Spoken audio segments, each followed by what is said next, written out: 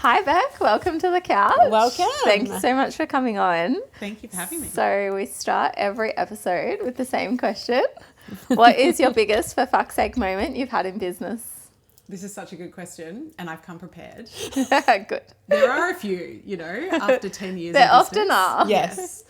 The biggest one for me, I think, was probably, it must be 2.5 years ago now, which feels wild because it feels much more recent than that. But I overnight lost my business Instagram account. Oh, you're like, Everyone's worst nightmare. oh my goodness. Yeah. Well, you know how they say, you can't How rely do on you- Instagram. how do you have to have lose an it? email list. Yeah. I was running a launch. So that was the other thing. It was the night before a launch. So I had been posting some I'm having heart palpitations. Yeah.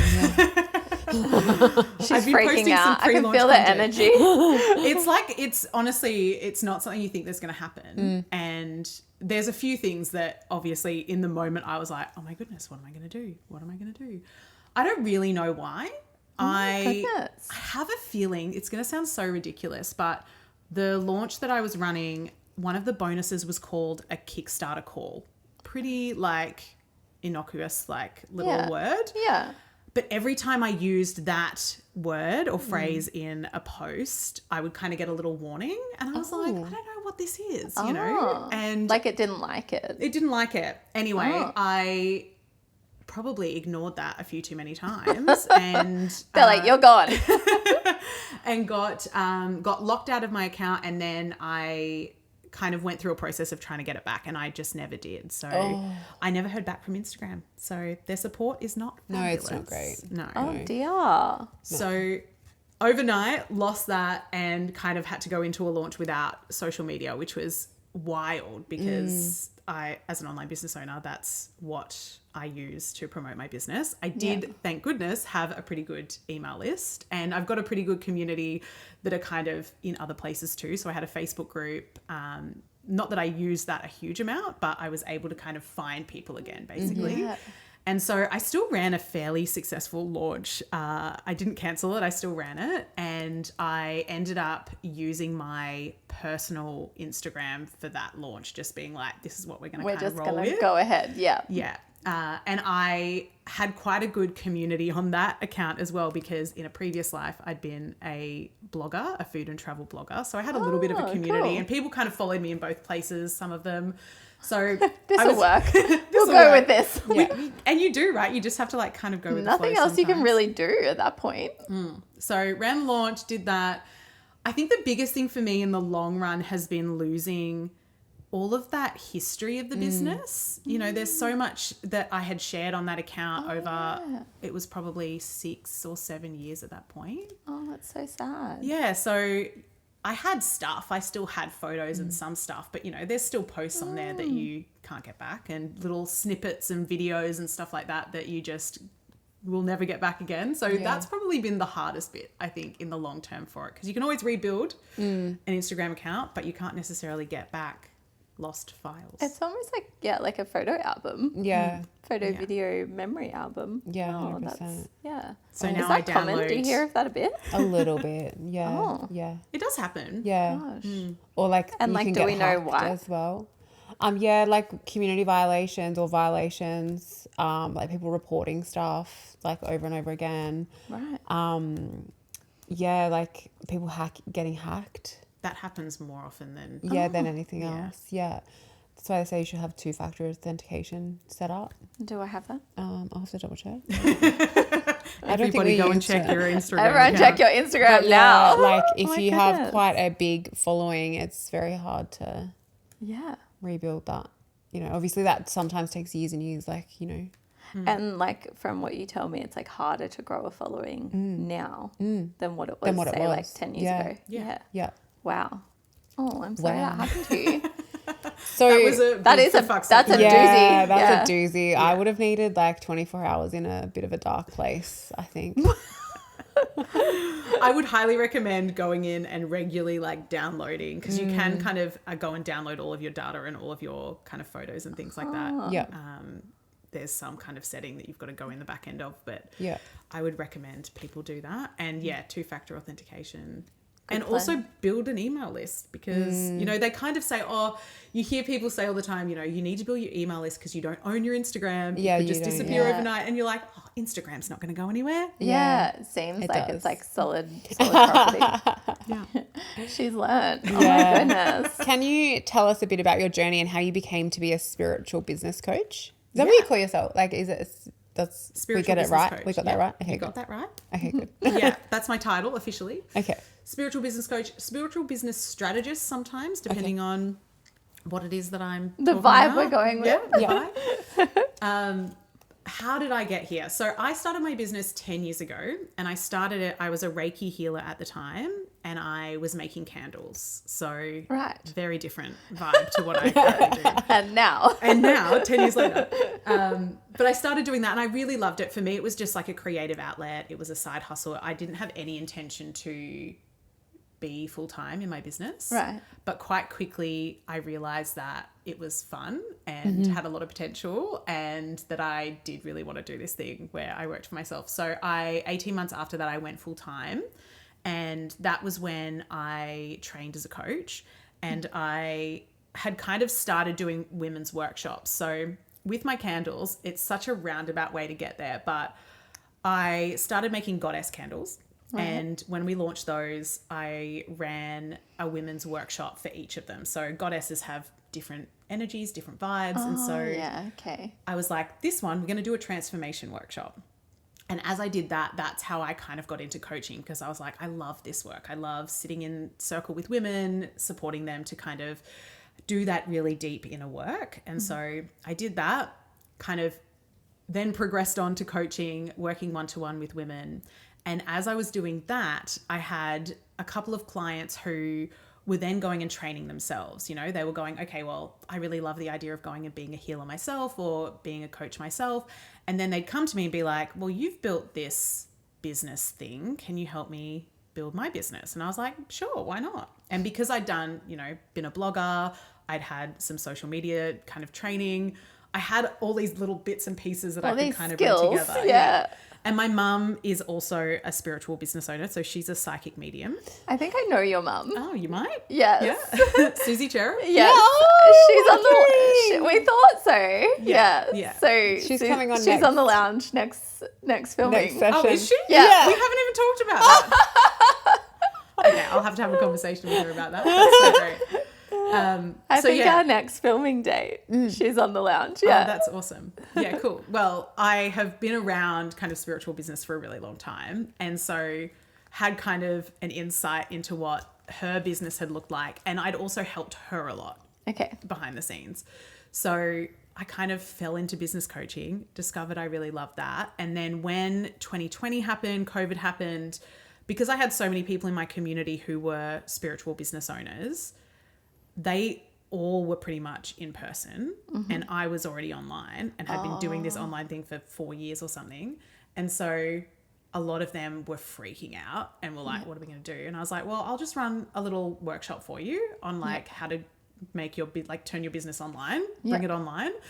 And I did that. And then I ran like a 3-week little mini course, and then that then snowballed into a kind of online business program, and then I launched my mastermind off the back of that kind of 6 months later at the end of 2020. So it kind of just happened. I feel like I just followed all of these little breadcrumbs along the way, and that was at that point I was like, well, you know, I'm gonna kind of let some of these other things fall away. I was at that point I was a mum to one, and he was born in 2019. So Okay. I'd kind of been on this journey of like simplifying everything because I obviously had a few things going on, A few balls in the air. just a few things, and really just went, you know what, I'm going to commit to being a business coach, and then kind of haven't looked back since. And what does being a business coach mean to you? So I work with women, and I work with them kind of across mindset, strategy, and energetics as well. So we kind of look at all of the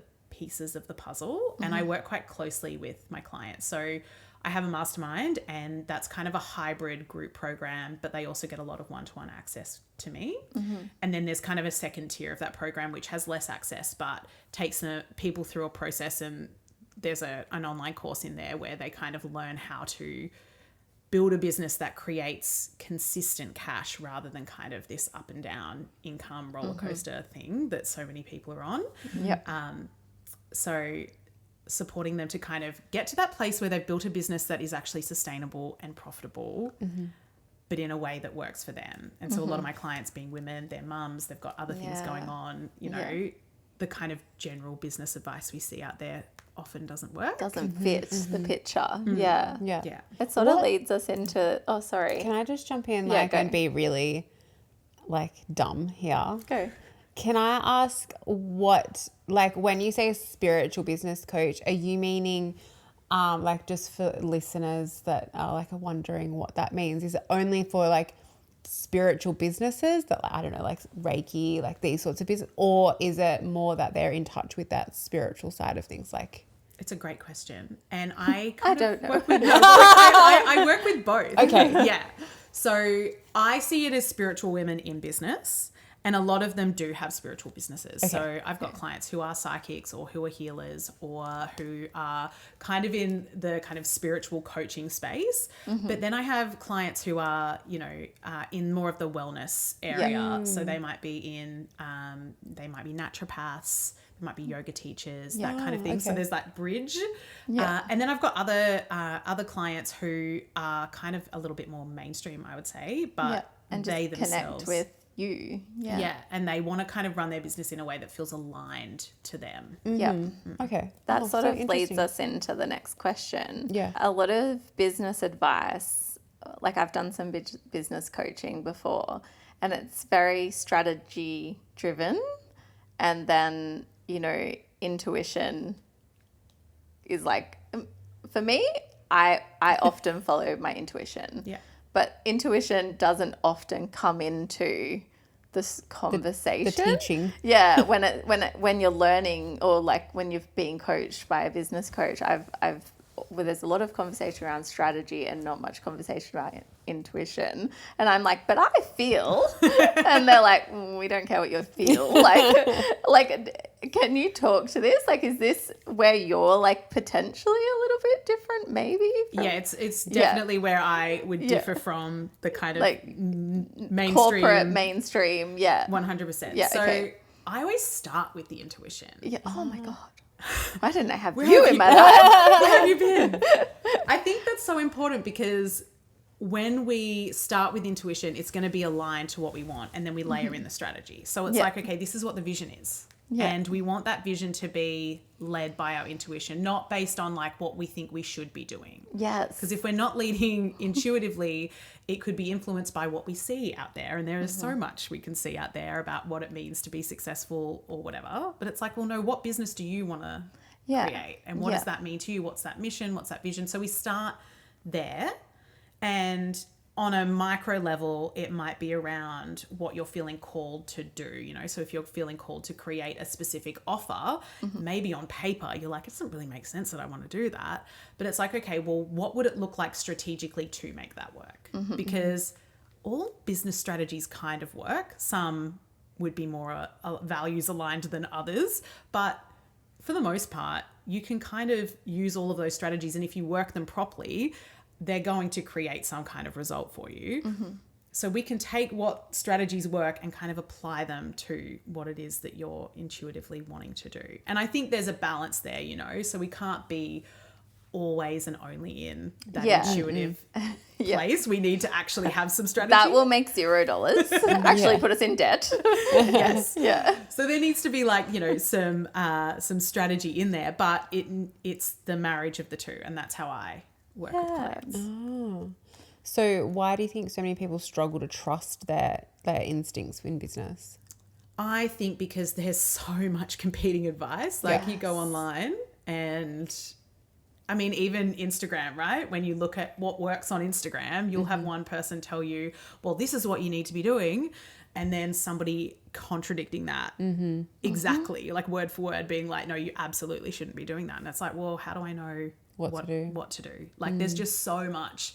So I think when it comes to then trusting your intuition, and it's also something that we're taught to override, right? Like if you're in a business coaching program that doesn't take into account your intuition, or if you come from a corporate background where you've never been able to do that, it's kind of a whole new thing to be like, oh, well, trust me.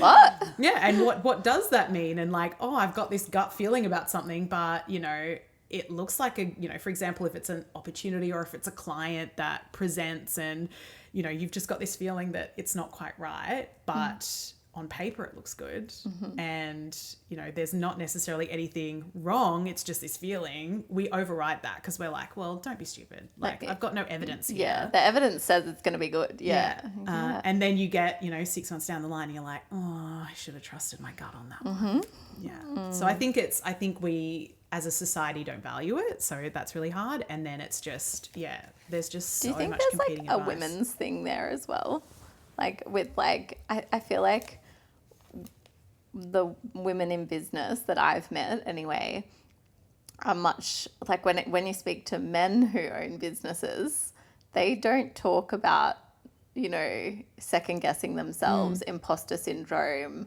not feeling like their idea is valid or good, whereas women are much like generally like they have epic ideas, but like they'll be a little bit more reserved about it and a little bit like, oh, but I'm not sure and I don't know if I can take it there and like things like that. Do you think like that comes into play at all? I think so. I think, just the way society is.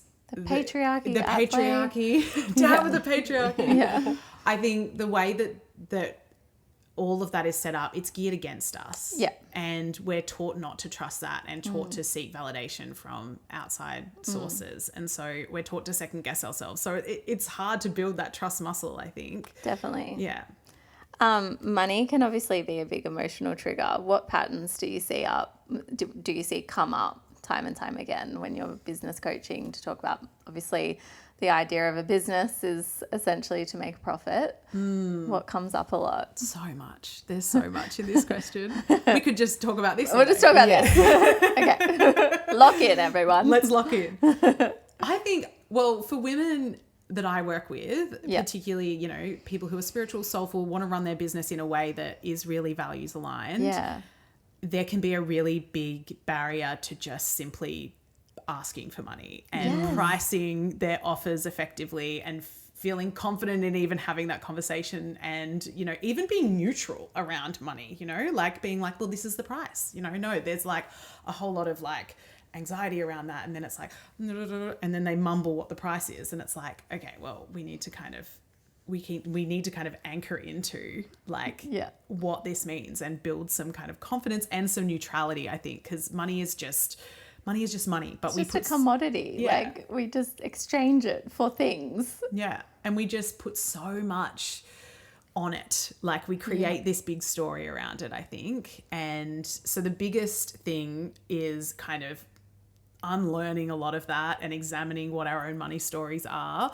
I think the biggest ones that I see time and again is people not feeling comfortable charging for their services. And, often they'll be undercharging, their prices won't be profitable or they won't be,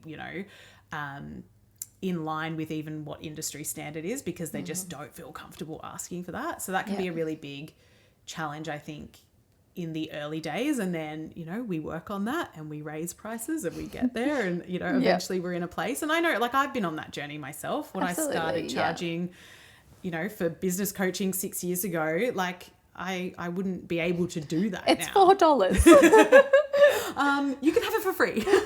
Yeah. Oh, you buy me a coffee. Yeah. And I think in the spiritual space too, there's an element of people believing that you shouldn't charge for your kind of soul service, So if you're kind of doing this from a place of like, this is what I'm called to do, it's like, well, you should just be doing it then. And it's like, well, the world doesn't work like that. You don't go to Woolies then and be like, but I'm a spiritual person. Yeah. So I need my groceries for free. Yeah. I was going to say like, this could be a complete assumption, but I feel like spiritual people are like much more giving, like generous. Is that Or maybe people assume they are. No, that's why I just said I feel like am I making a complete assumption here? Maybe, but everyone that I've crossed paths with, I don't call myself very spiritual. Like I don't feel like I'm spiritually aligned and stuff like that. Anyway, but like everyone that I've come across that is more spiritual, like in tune with that side of things, are so generous. Like they would just give and give and give and give. Yeah, but when it comes to running their businesses. Oh, and I agree. It's not a good way to run your business. No, definitely not. Well, it's definitely something I come up against a lot. And people saying, well, I don't think I could charge that. And I'm like, okay, but then we need to change the offer, right? Like it needs to make sense for you. Like it can't be that many hours of your time and not, you're not getting the money back for that. Like, there has to be a balance here around what that looks like. Yeah. And you can still keep generosity in your business. Like there's still so many ways to do that. So many ways to add value. Yeah.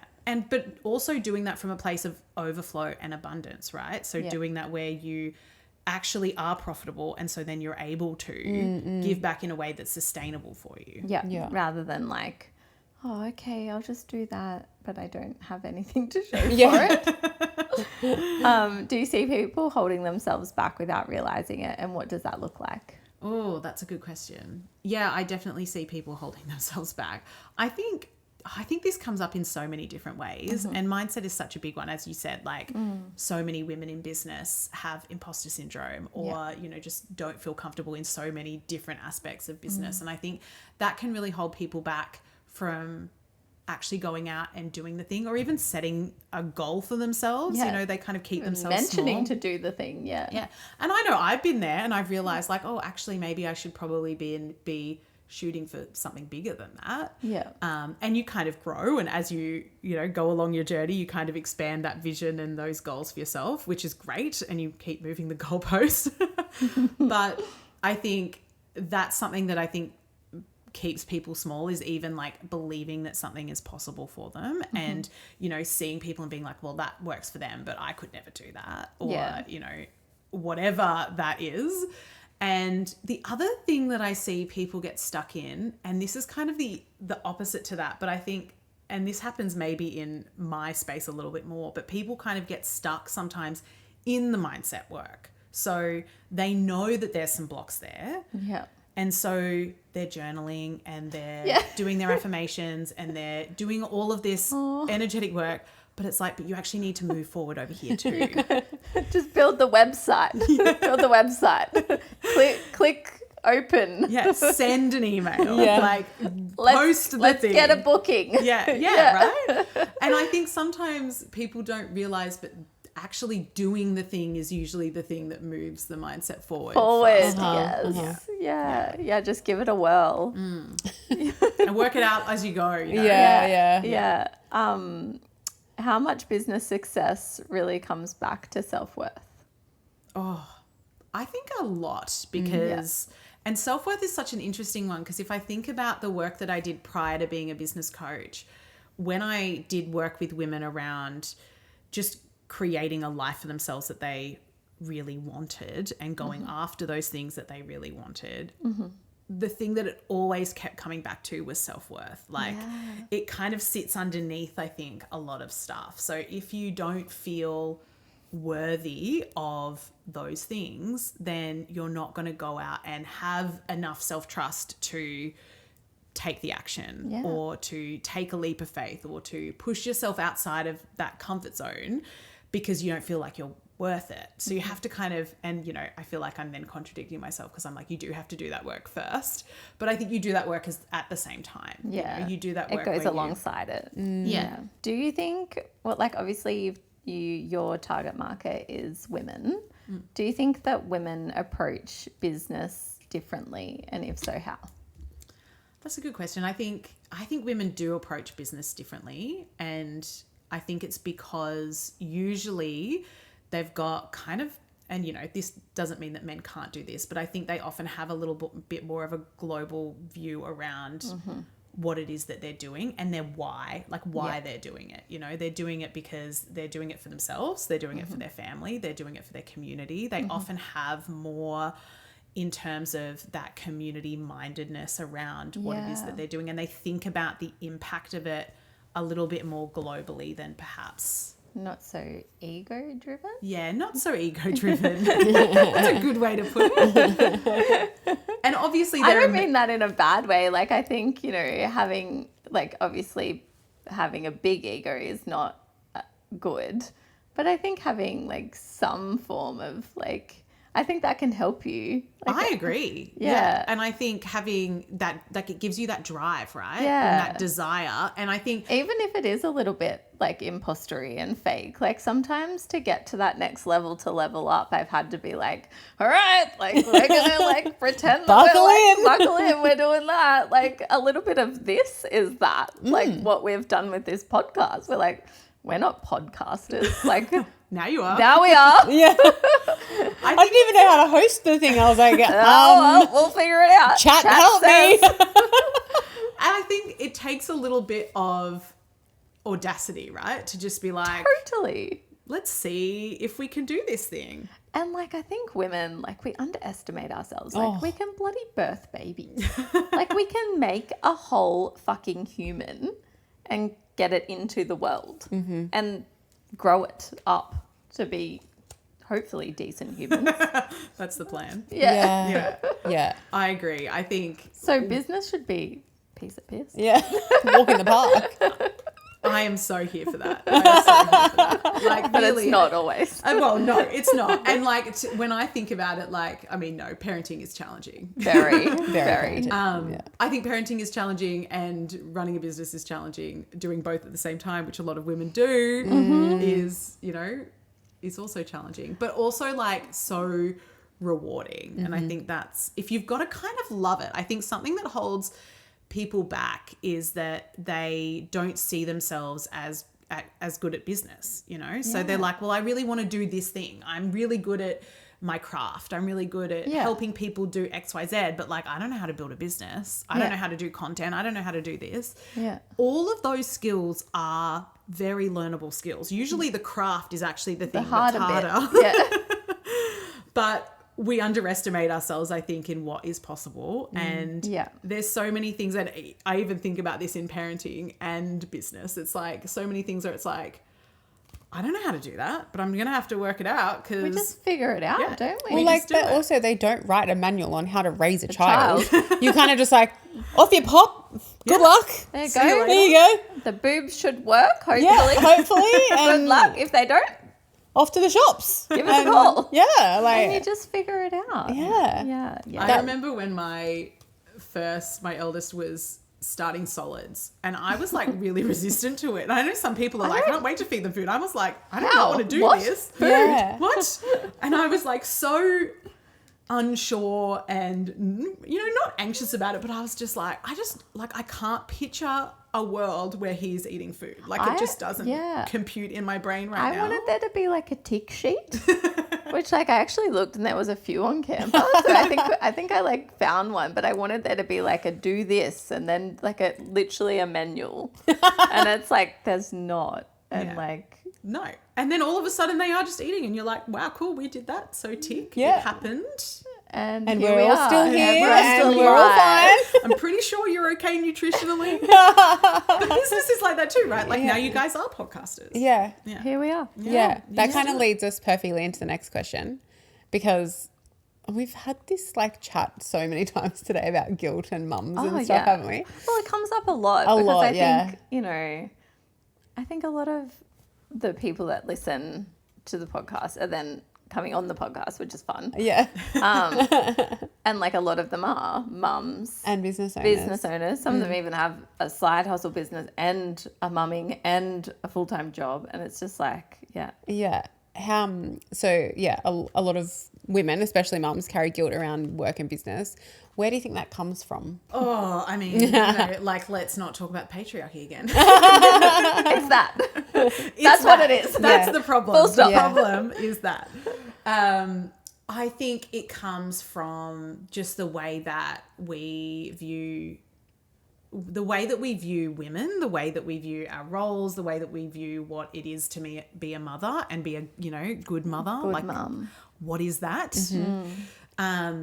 And I mean, I know for me personally, I love my business. Like, and so I've got 3 kids, and I didn't kind of take a maternity leave. I kind of did. I just kind of, at the time I was doing more of the candles and things like that. So I kind of put a few things on pause, but for the most part, I was still doing some stuff behind the scenes. Mm-hmm. Second one, I had a 2-month maternity leave. And then third, I had a 3-month maternity leave.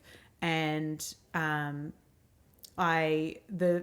my second, we put my programs on pause. My third, we actually kept the programs running, and I had a co-coach who came in and supported my clients while I was off for 3 months, which was amazing. Yep. So like my clients were supported during that time, which is wild to me.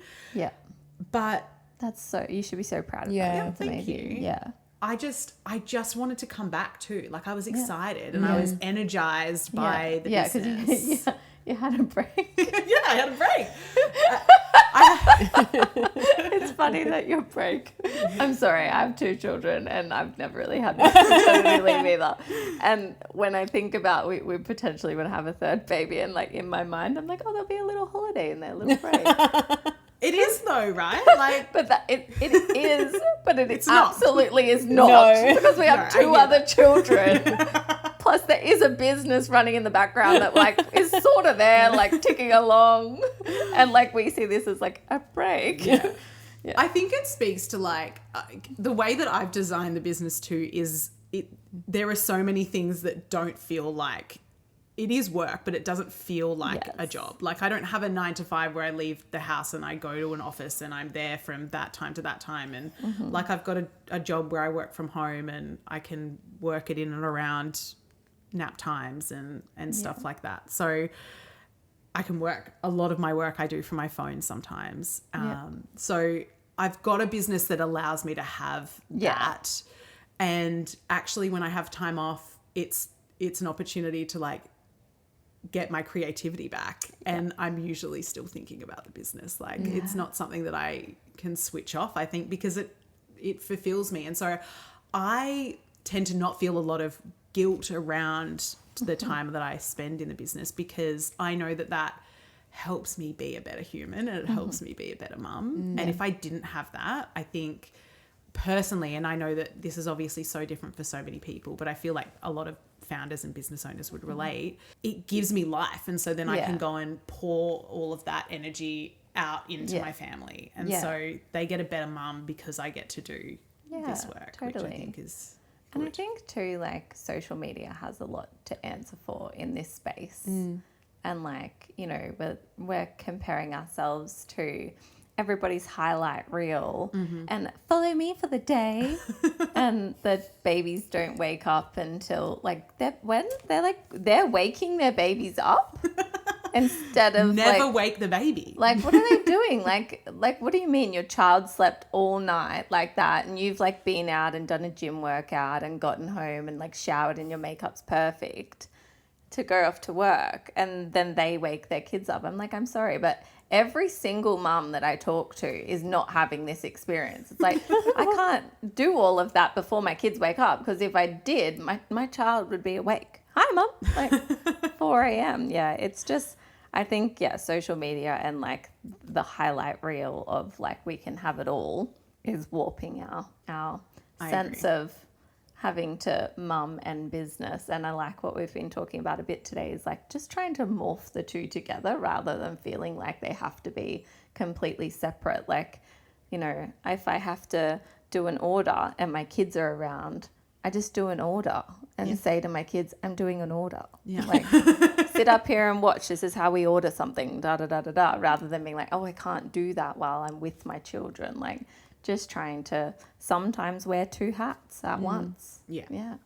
I feel you on that. Do you think we'll start seeing a shift away from hustle at all costs? Yeah, like, you know, like there's been such a hustle culture. Like, and just like, you know, we've just got to push through. We just got to keep going without having those boundaries. We need to learn about boundaries. Oh, we need to learn about boundaries. Boundaries.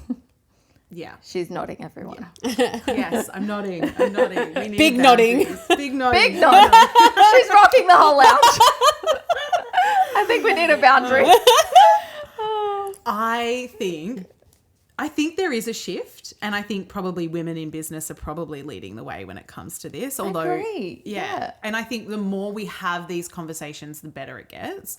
But women aren't built to hustle at all costs. Like if you think about, like, if you read a business book written by a man, it's like, get up at 5 a.m. and go and do your workout and, you know, do some emails before you go to work and then have your cooked breakfast and then you're off to work and then, you know, you come home and your dinner's cooked for you. Like that doesn't work unless you have a wife at home doing those things. Sounds like my life, but my husband's at home doing You're the traditional man. Maybe I type out of this conversation. Shout out to Billy. Look, I have a husband that cooks for me. I'm very lucky with the split role that we have as well. But I think we need to talk about that too. We chose good men. Yeah. We didn't marry dickheads. I have such a strong community behind me. Like even my parents are like, you know, they have my daughter once a week for me. I can do what I like or not, just lay on the couch in my pajamas if I want to. Like, you know, I have that community behind me. So it takes a village. It really does. And I think the more that there is shared roles and, like, you know, people working in actual partnership, you know, with shared goals, like if you do have a partner and that's what you're doing, then it helps, right? If you're not in that situation, then it's very, very hard for you to, absolutely, you know, do what they say you should be doing if you want to have XYZ. Even if, like, you do, like, you know, you do have that supportive partner, but, you know, by the time you do business and kids and friends and family, there's very little amount of time left at the end of the day. So, like, sometimes it does feel like it's all a hustle at all costs, but, like, when you sit back and reflect, it's like, oh no, like, I get to work in this business where I've chosen, like, I had a massive day in the clinic and it's, you know, busy, but I've chosen that job. I've set the price. It's still extremely rewarding. Like, and so I think sometimes we can get a little bit like, you know, small business is so hard, but like we've actually chosen this for ourselves as well. Yeah. And if it is like just too hard, well then maybe you need to like outsource some things. And look at how you've structured things. Yeah. So I think there's always going to be times where you do have to put in a little bit more effort and there is going to be some hustle, and it might be that you have a bigger season. I know for me, you know, I had a month recently where I did a lot in that month and I probably got to the end of the month and I was like, probably bit off a little bit more than I could chew. But I knew that wasn't going to be forever. Like I couldn't sustain that for, you know, months and months and months on end. So I knew that there was an end date and that's okay. And so I think it's about, as you said, like having some boundaries and setting up a structure that's actually going to support you, and knowing that there might be times where, you know, I'm in a season where sometimes the kids go to bed and I'll go and record a podcast, you know, episode at 8:30 at night, or I'll be, you know, doing something at that time after the kids have gone to bed because I just need to get it done.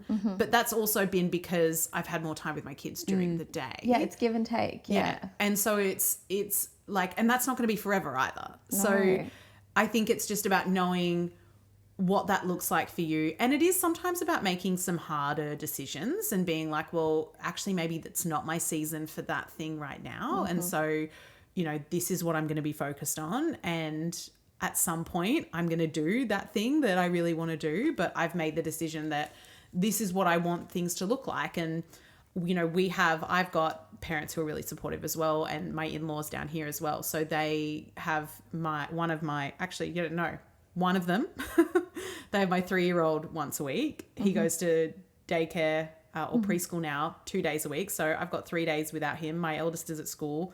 I've got a 8-month-old at home with me full time, and that's just going to be this year. And then he'll go to daycare for a couple of days, and I'll get some actual time. It's short seasons, isn't it? When you're in it, like, you know, I've got a 2-year-old and a 4-year-old, so I feel like I'm sort of coming out of the trenches and then considering to go back. Craziness. But like when you're in it, it feels like it's forever. And like this is like conversations that we've been having potentially planning a third baby. It's like, well, how will that look while running a small business? And it's like, well, you know, we don't and whether or not it's a luxury, I say like we don't have the luxury of taking like 12 months off, for example. My business will not survive if I do that. But I actually don't want to do that either. And I know that in my heart of hearts, I could not do that.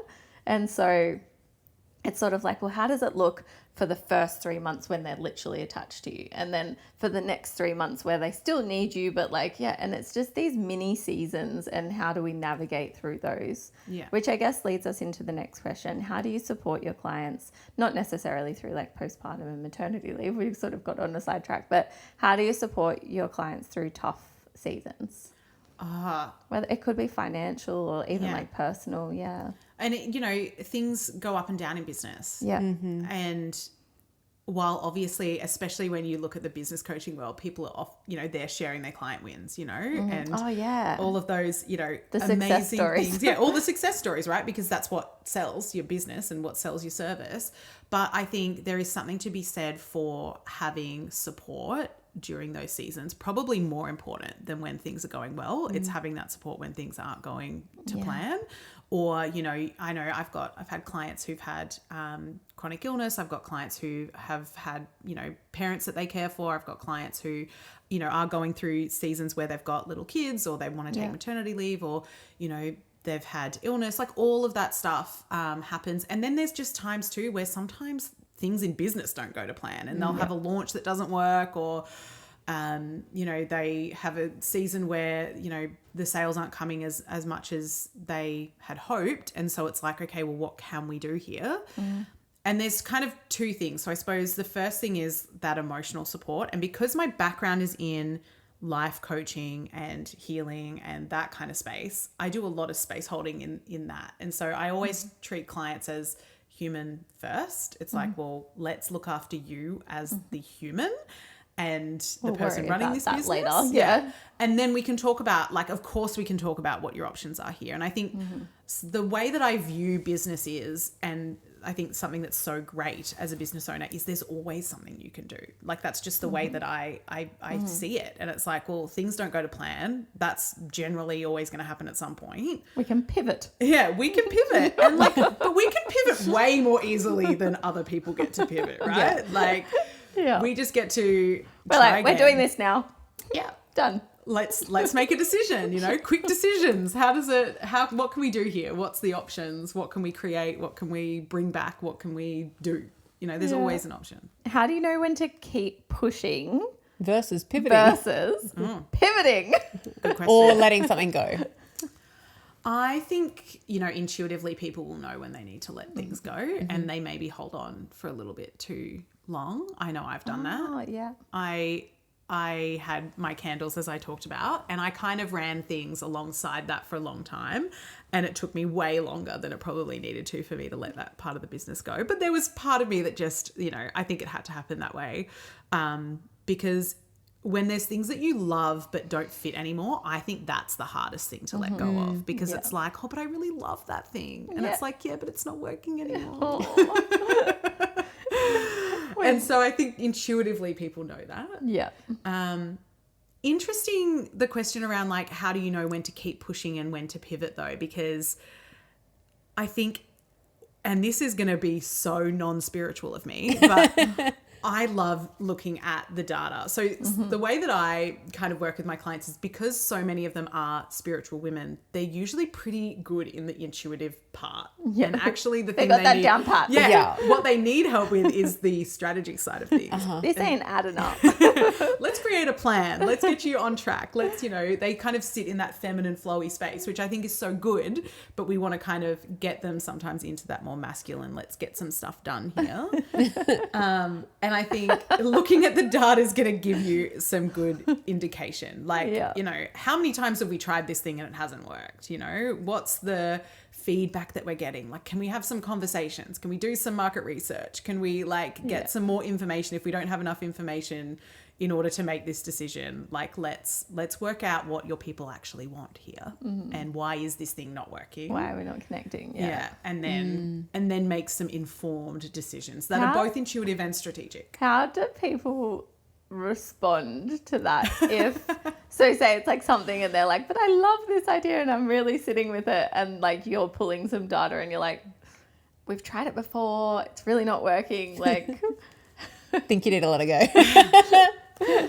You know what's so interesting? So I'm an Aries. I don't know if either of you are into astrology. I'm a Pisces. I'm a little bit into it, but I don't know everything. But I do like reading my little thing. Yeah, cool. When it comes up, and I follow a lady on Instagram that does like she talks like this and tells me what's going on. I love that.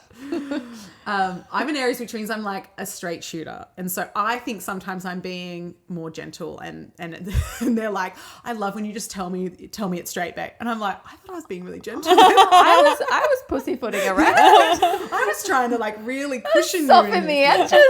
Imagine if you were straight. I think for the most part, I have got such a good relationship with so many of my clients, and they generally come to me for that. Like, I'm pretty upfront. That like, you know your craft and you are an intuitive, creative human, and I'm going to help you bring that to life with the strategy and the plan. And because I get it, like I understand what it is to be an intuitive person, but I probably sit more in that space of like being more practical. And so I can help them kind of take that out of their brain and bring it into the world. But when it comes to like, you know, okay, well, like I can see that you really want to do this thing. I think there is a way to make things work, but it might just be that it has to look a little bit different. And so it's like, maybe that thing that you really want to do looks like a workshop, or maybe that thing that you really want to do looks like this, and we make it work. And we, you know, and sometimes we just have to get real with that. And it's not always the easiest conversation to have, right? And it's not always the easiest decision to make, but ultimately it's like, well, what's your goal here? And I think that's the other thing you've got to come back to. It's like, is this something in your business that's more of a brand building exercise? And if it's that, then it's okay, because it's not going to be profitable, but we're going to do it that way.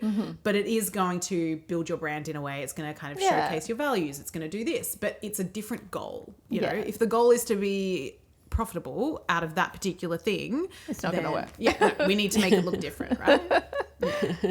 Where do you see people putting the most pressure on themselves? Oh, that's a good question. I think there's so much in it. I think one of the biggest challenges people have consistently is content, and that's something you would know about. Like social media content? Social media content. Like, I think, you know, there's obviously so many ways to market your business. Social media is a part of that. But it's often such a sticking point for people, and people spend a lot of time doing it. Oh yeah. Yeah. And it does require time if you want to kind of do it in a way that is decent and produces quality content and all of those things. But I think... Well, and that works. Yes, and creates the results that you want. So I think people put a lot of pressure on themselves to kind of try and do all of the things. And I think that can be really hard when you actually do have a business to run as well. And there are other things that require your attention. Marketing is such an important part of it. But I remember running a content workshop actually, and there are times in business where if you have enough work and you have, you know, retainer clients, for example, you don't need to go out and look for more work. It's like, well, actually, do we need to be focusing heavily on marketing right now? Like, actually, like, we're not just doing this thing because you should be doing it. We need to be strategic and like, where is your focus best spent right now? And maybe it's creating some systems and some structures that are going to ease some of that load so that you can then bring on more clients, or you can expand, or you can scale. Like, what's, you know, it's always nuanced around what that is. But I think, you know, especially for, you know, small business owners, solopreneurs, people working for themselves online. Yeah. Solo people. It's like, how do I do all of this and make it all work? And, you know, I think even people overthink things so often, and content's such a good example of it, because it's like, am I using the right hashtags? What about my hook? Should I be creating B-roll reels? Should I be creating face-to-camera reels? Like, they feel cringy about what the content, like if it's a spoken piece, they're like, oh, retake that, don't like I mean, never put it out there. Like in a small town too. Like if you're a small town, you're a local business, you're working locally, and then you put your face on stuff. Like, I do it all the time. And people will say to me, aren't you embarrassed? Do people actually say that? Really? Well, I do really funny, silly videos. And like, if you know me, you'll know that no. Because I'm just a goose. Like, and I just have fun with it. And no, I'm not embarrassed because I think it's funny. And why would I be embarrassed about marketing that works? But I can see, like, it is a bit of an odd thing when you're first, like, put yourself out there. Yeah. And, like, hear yourself talk. Yeah. See your pace. It's, like, weird. When I first started doing UGC stuff for businesses and they'd send me the scripts, some don't, some do. User-generated content. And I'd be making an ad for a brand that was potentially going to run this, like, put thousands of dollars behind it and run it as a global ad or maybe international, but maybe just Australia-based, whatever it is, but put thousands behind it. And I'm thinking, so many people are going to see my face. Like, how do I, like, I'm like critiquing myself hard. Yeah. And then then how do I market myself to get more of that work? I remember, like, on TikTok, there's a setting where you can allow, like, people that, like, you don't know, like, it's not suggested to people that may know you. Yeah. So that was very heavily locked down for a period of time until Billy started getting involved, and then he'd show his mates and think, look how much we made from this stupid ad, like, and it'd be like for undies or something like this. And I'm like, now old town knows. Yeah. So I'm like, well, why am I hiding this? I remember, like, you did one for, like, some insurance thing. Yeah. And, like, you're, like, all over my social media. I'm like, yeah. what the frig is Em? People would, like, send me screenshots of my ads and I'd be like, yeah. I'm hiding. Yeah, but, like, So embarrassed. You're literally making money off that. Like, it's incredible. Yeah. So I get it. Yeah. Like, even as someone in social media, I get it. Yeah. Yeah. I mean, but, like, also there's just this thing around, like, trying. Like, people don't want to be seen to be trying. And I think that we need to change that narrative because, like, what? So you just don't do anything? You want to look like it's all, like, easy peasy Japanesey? Like, Or that it either happens without you trying or, like, it's not worth it if you have to try for it. And it's like actually putting some effort in. There's something to be said for that. Yeah. And now, like, I've had a few videos go viral and for sometimes the wrong reasons. And now I just am like, keep commenting your shit because you're making me go more viral. So joke's on you, buddy. I know. It's sort of like, joke's on you. Yeah. Like, I always find that funny because it's like, well, if I don't do my funny videos, then also, I'm not embarrassed by it. No. Like, maybe you'd be embarrassed if you were jumping around like a goose. But that's just because you're not me. Yeah. Like, so anyway, moving right along. Moving right along. I think it's something to be said for authenticity too. Yes, like, just if being you were yourself. doing something a little bit more serious, you probably would not be comfortable yes, with that would feel weird too. If I just sat there, like, trying not to, that's really true. Just be yourself. Yeah. And you'll be right. What's something you've had to work through personally in your own business journey? I mean, a million things. Yeah. Today or today, last week. Oh, okay. What am I going to share with you around this? She's like, next question. I think a big part of my journey has been really simplifying things. So I talked about the fact that I started making candles and I was running workshops and then I was coaching and then I did business coaching. I've also done, I've had every type of online offer under the sun, like I haven't done a membership ever. Oh, but that's about it. It's coming. This is a sneak peek. I don't think there's going to be a membership anytime soon. Just cancel that. Unless everyone wants one and you can come and tell me that and I'll take it on board.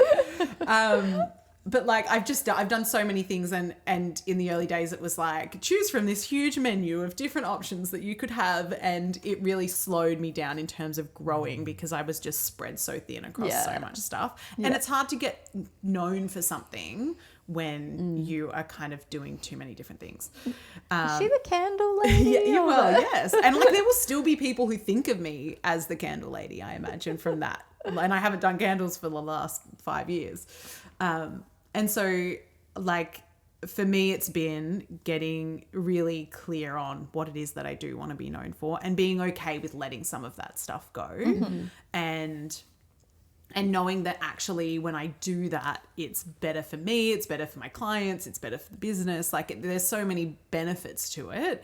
And then being able to get that kind of creative energy in a different way. So, you know, getting to create different funnels and kind of other fun offerings that kind of lead into the big thing that I do, rather than, always feeling like I'm creating something new. And this is something that so many multi-passionate business owners, I think, find challenging, when it's like, oh, but I want to do this thing and I've got this idea and I've got this, like, I've got a whole, you know, I found it the other day, actually, you know, a whole note in my app on my phone that's like, you know, ideas from like 10 years ago in my business, where it was like, this downloadable, this free guided meditation, I'm going to create this candle, I'm going to do this. Like, I'm just like looking at it like, oh, thank God I didn't do all of those things.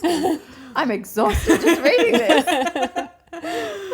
But you know, now it's like, I've got one program, and that's the way you can work with me. And there's 2 different tiers, and then everything just feeds into that. And my creativity, I get to kind of feed in different ways, which is cool. So I've had to kind of learn that and structure things in a way that really works for me, in both like how much time and capacity I've got, but also like, you know, knowing that I would get bored if I was just doing the same thing over and over again. So it's like, what does it look like to be able to do that in a way that's actually going to make sense? Have you ever experienced imposter syndrome, and how did that show up for you? I definitely have experienced imposter syndrome. How did it show up? I think more so in the early days. Like, I think, you know, after being in business for 10 years, you tend to get a bit of a thicker skin around stuff, and you're just like, why not me? Why not? I'll give it a crack. Yeah, exactly. But I think in the early days, it was just that, you know, you're just pushing so many of those edges when you're doing something for the first time, and you're, you know, you're stretching in so many ways. And it's like, I can't believe that, you know, that could be me. You know, like, is that even possible? Like, am I good enough to, you know, put my face on social media? You know, I started with a candle business, right? And I did Reiki, but candles were definitely at the forefront, and my face was definitely not at the forefront. You could find me, but I wasn't like the face of the business. And, you know, 10 years ago, it probably didn't matter as much. You know, personal brands are so much more important these days. But I remember very distinctly there being a post that I put out on Instagram and probably Facebook at the time that was like, I'm stepping out from behind the business. Like, I remember it being a moment. Like, it's a big deal. Like, you're going to be seeing a lot more of me and my face.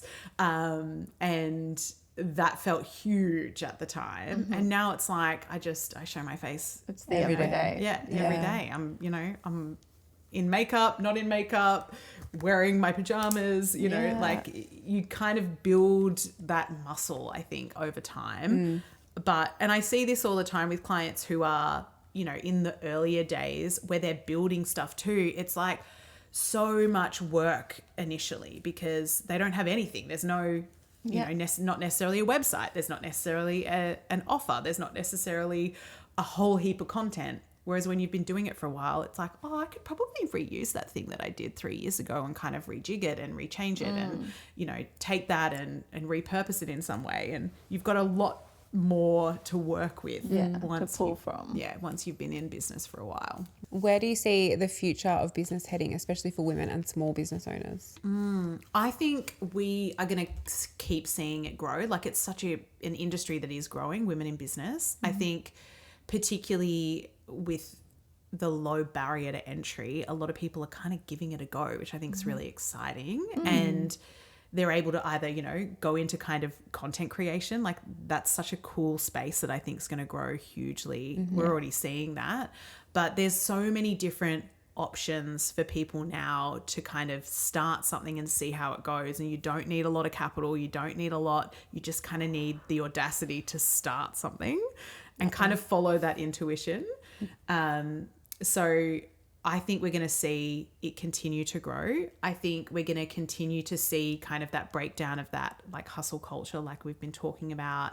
And I think the younger generation especially are going to really change the face of work entirely. Like, I think people are going to have less like 9-to-5 jobs for 25 years and actually do things where they're like, I'm going to do a little bit of this, a little bit of that. I'm going to have a side hustle. I'm going to have this over here.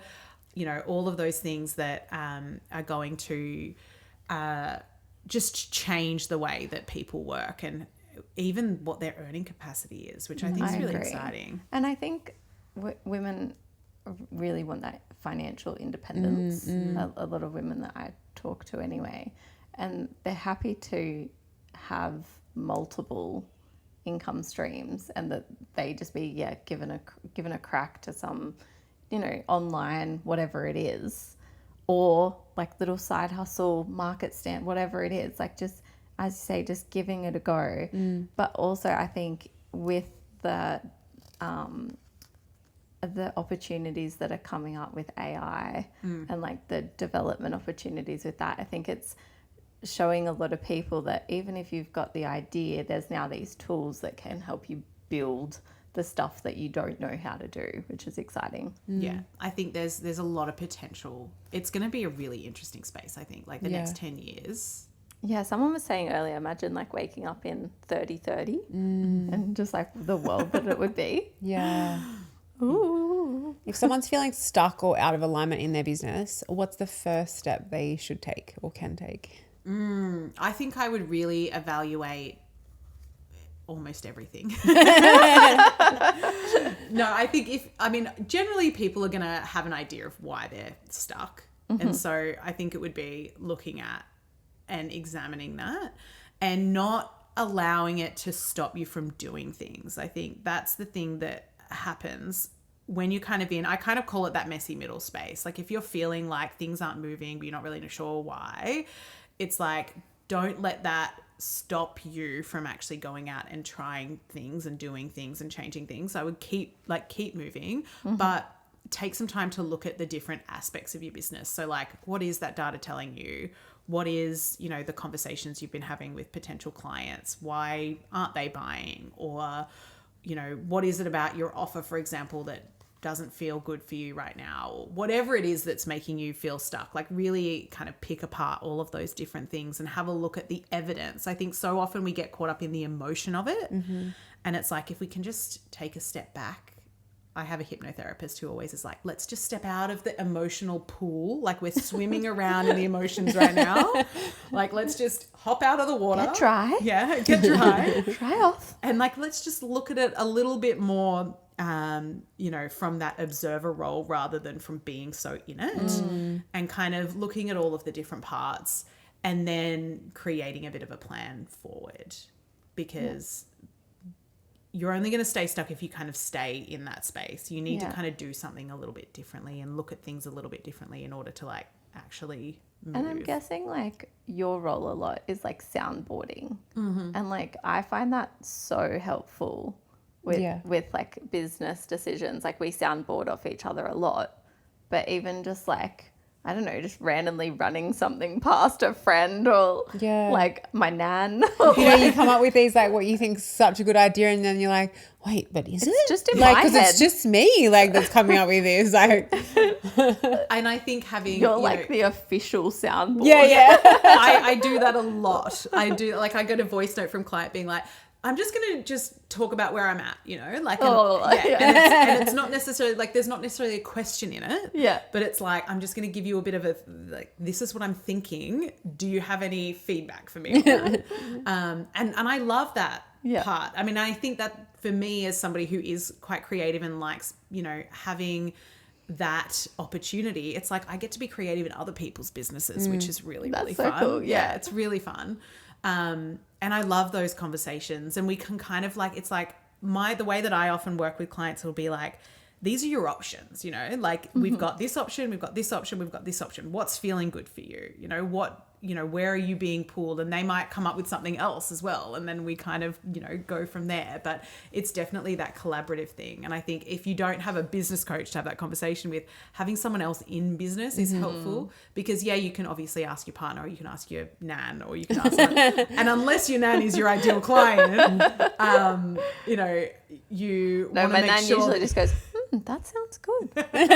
Which is great, you know, you love get the person you want the validation from. But like, you know, it's good to have people who kind of get it, I think. Yeah. And that's why I love running my mastermind too, because it's like, it's not just me in there. It's there's a group of women who are all online business owners, or, you know, in that space where they can kind of bounce off each other and be like, oh, actually, I've done that before. Or they hear what other people are doing. And they're like, well, that's interesting. Trust. Yeah.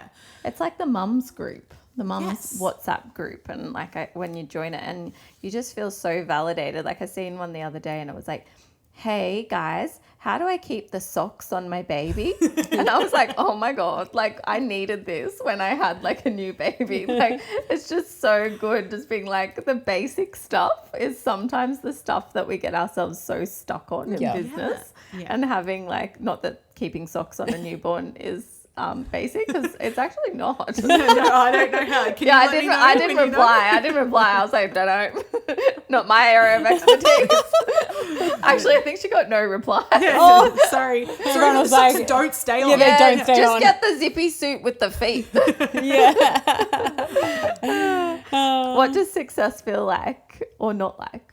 I think this has changed for me coming into, you know, being a mum, because Mumhood, it's different now. For me, it's time. I think success really is about having time and freedom.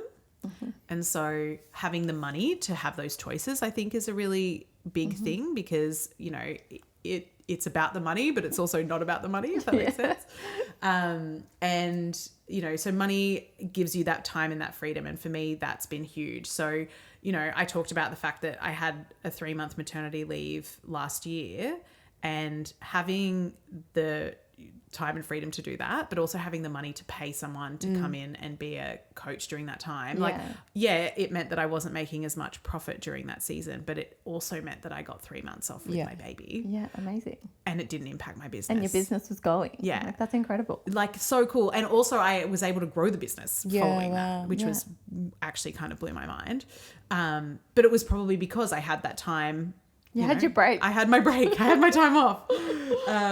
And I think there's something to be said for that. And so it's like, for me, success is like just really knowing what that vision is and that priority is right now. Because I think when I come out of this baby season and, you know, I have kids in school, then it's going to look different again. But for me, it's having a business that really supports the life that I want. Yeah. And I think so often we don't think about that. And maybe I see this a lot with business owners who kind of have a lot of success quite quickly. And then they're like, shit, I've built something that's not really sustainable. And it's like, okay, well, what does it look like to maybe restructure things here so that you actually have a business that supports the life you want? Because ultimately we are here to live life. And I'm a big proponent of that, because I think, like, I'm not here to, you know, work 24/7. Yeah. No. I like work. Yeah. And I like the work that I do, but I also like my life, and I want to have time to live that. Yeah, exactly. Yeah, I think I did that really wrong in the early days, like, of business. I was growing my business based on someone else's model, not what, like, because I thought that's what you're meant to do. And like, it grew really quickly, and then suddenly it's like, oh my God, like, I'm in charge of this whole thing. And it's like, I don't think I'm equipped for that. Like, and then obviously you learn and you figure it out. And so I've done things very differently here. And people are like, oh, you're going to grow? You're going to do this? You're going to do it? I'm like, no, I'm just doing things slow and steady. And, oh, then you're going to put more people on? No, like, I'm just going to, like, really just, like, slow it down a bit. And it's for the same reasons. Like, time is so valuable. Like, well, obviously you can't have it if you don't make the money, but if you're making the money, it can allow you to have the time. Yeah, exactly. Beautiful conversation. I know, this has been so great. such a great conversation. I've loved it. So good. Thanks so much for joining us We today. usually finish. Wait. What? We usually finish. Do you have a quote that you live by? Oh. Because I want to know. Yeah, Bex will be really good. No pressure. She's like, I can't think of any. No, I do have one. And it's so funny, the stuff that sticks with you from, when you're a kid. Yeah. But my favorite quote, it's been the same quote forever. Yeah. And I've got to get it in the right order. Okay. So it's a James Dean quote, which I think is kind of corny, but I love it.